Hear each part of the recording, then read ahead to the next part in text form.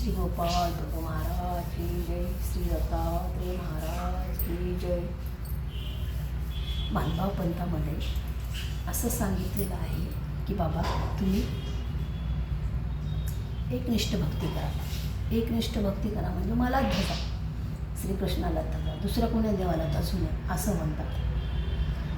आणि आमच्यामध्ये मानभाव पंथामध्ये देव असतात ना, मग ते आम्ही त्या देवाचं करतच असतो. दत्तात्रयाचं, श्रीकृष्णाचं, चक्रधर स्वामींचं आणि आमच्या याच्यामध्ये खूप मोठी गोकुळाष्टमी आम्ही साजरी करत असतो. का आता आम्ही आमच्या लहानपणापासून लेकराला असं वळण नव्हतं की बाबा आपला धर्मामध्ये गोकुळाष्टमी हा मोठा सण आहे आणि आखाडी हा सण मोठा आहे आणि आखाडीच्या दिवशी आपण सगळे देव आपले सुटलेले असतात, आपण देवपूजेला जायला पाहिजे. आणि गोकुळाष्टमीचा सण हा आपण कोणते उपाय धरले तरी चालत नाही, तर आपल्याला फक्त गोकुळाष्टमी धरावं लागते असं आम्ही लेकराला सांगत असतो. हे आम्हाला पहिल्यापासून आमचे बुवाचे लोक, आमचे सगळे लोक सांगत असतात आणि ते करत असतो.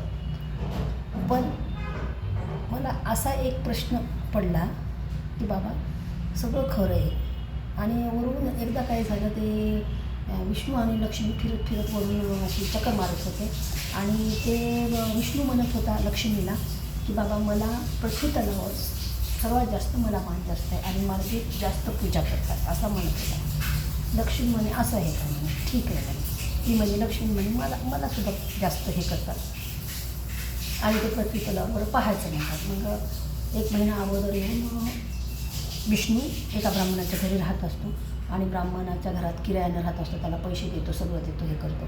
मग काही दिवसाच्या नंतर गावामध्ये प्रवचन वगैरे करत असतो ना, मग विष्णू एका ब्राह्मणाचं रूप घेऊन आणि त्याचं प्रवचन ऐकायला सगळ्या गावातली सगळी मंडळी जात असते. लहान लेकरंसुद्धा घरी राहत नसतात. मग काय करतात, तर एके दिवशी लक्ष्मी काही दिवसानंतर येते खाली. आल्याच्या नंतर सगळ्या बायका अगोदरच जाऊन व्यासपीठावर तिकडे जाऊन बसलेल्या असतात गावाच्या तिथं जिथं ते मंडप वगैरे टाकलेलं असतं आणि जिथं असं ते का स्टेडियम वगैरे केलेलं राहतं ना, असं बसायला महाराजाला वगैरे आणि कीर्तन वगैरे करणाऱ्या त्यांना. तर मग हे सगळे गावातली मंडळी जातात आणि एक बाई घरात जायला तिला उशीर होतो. का तर तिचं सगळं काम वगैरे आवरून ती दरवाजा नेमकंच लावणार राहते. तितक्यात लक्ष्मी एका म्हातारीचं रूप घेऊन तिच्या दारापाशी संध्याकाळची वेळ असते ना, ती जाणारच असते ना, मग ती दाराला कडी लावणार. इतक्यात ती येत असते. म्हणे बाई म्हणे मला की नाही लई तहान लागली गं, मला पाणी दे म्हणे, असं कर म्हणे. तर ठीक आहे म्हणे, मी पाणी देईन म्हणे तुला प्यायला. पाणी ती घरातलं आता काय करावं म्हणते, बाया सगळे तर गेलेले होते. पण तिला दया येते आणि ती घरात तिला बोलवते आणि एक ग्लास पाणी वगैरे देते, जग आणते, पाणी देते आणि तो जग सोन्याचा होतो. आणि दुसऱ्या दिवशी ती तिथं गेल्याच्या नंतर सगळ्याला सांगते नंतर आला गावातल्या लोकांना कळते की बाबा एक अशी बाई आलेली आहे की आणि ती आपल्या घरी राहिली आणि ती आपल्या घरचं काही जरी जेवण वगैरे केलं, पाणी पिलं तर ते सोन्याचं होत असते. सोनं हे असं असते की माणसाला वेळ लावणारं असते.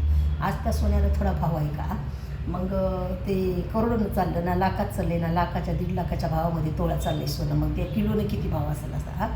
तर मग लक्ष्मी म्हणते आता तो प्रवचन विष्णू अगोदरपासून करत असतो ना, मग याची जागा गेली ना आता. मग मारवाडी बी त्या मारवाड्याच्या घरात किरायानं राहत असतो ना, मग मारवाडी म्हणतो चला बाबा आपण एके दिवशी त्या बाईला बोलवलं.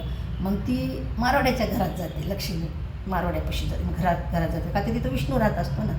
मग तेव्हा म्हणते बाबा मला असं करता असं हे कर म्हणते, पाणी दे म्हणते. मारवाडी म्हणतो विष्णूला, आता त्या ब्राह्मणाला म्हणतो चल बाबा आत्ताच्या आत्ता घर खाली कर म्हणतो आणि मला की नाही या आजीला घर द्यायचं म्हणते आणि तुम्ही नका म्हणते. आणि मी पैसे देतो ना रे बाबा म्हणते, माझं आता लास्टचं प्रवचन आहे की तुमचं लास्टचं असो काही असो पण आताच्या आता घर खाली करा म्हणतो तो मारवाडी. आणि ती म्हणते 1 मिनिट मी मधामध्ये जाते म्हणते. आणि मधात जाते, विष्णूला लक्ष्मी वगैरे पाहते आणि हे करते. आता कळलं ना, म्हणते भाव किंमत कोणाला जास्त आहे, लक्ष्मीला आहे ना. मग लक्ष्मी ही किती महत्त्वाची आहे. आज माणसाजवळ लक्ष्मी असली, पैसा असला तर आज आपण कोणती वस्तू खरेदी करू शकतो. आणि आपल्याजवळ जर लक्ष्मी वगैरे नसलं तर आपल्याला कोण पुत्र भाव देते, कोणी पुत्र देत नाही, भिकाऱ्यालाही भाव देत नाही ना. तसा माणसाची गत होत असते. त्याच्यासाठी माणसानं लक्ष्मीची बी हे करायला पाहिजे, काय म्हणतात ते पूजा वगैरे करायला पाहिजे. तिथं आपली जेवायला अन्न देणारी खायला देणारी, सगळं आपली पृथ्वीवरचं सगळं जग चालविणारी तीसुद्धा आपली मायच असते ना. मग आपण एका स्त्रीच्या पोटातून जन्माला आलेला असतो, मग ती एक लक्ष्मीच असते ना. एखाद्या माणसाला लग्न करून गेली तर त्याच्या घरी तर ती लक्ष्मीच असते ना. एखाद्या आईवडिलाला मुलगी झाली ती लक्ष्मीच असते ना. मग आपण असं कसं म्हणू शकतो बाबा आपण लक्ष्मीची पूजा नाही करायला पाहिजे? अरे तिथं दोन्ही का पूर्ण जगाचा पृथ्वीतलाचा तुम्ही हे करते, काय म्हणतात ते,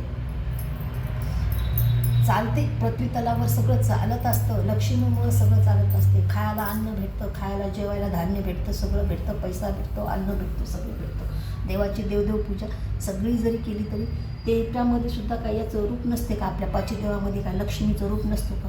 हां, असतो ना. न असायला काय झालं? असतं. त्याच्यासाठी माणसानं आपल्या देवाची पूजा करायला पाहिजे.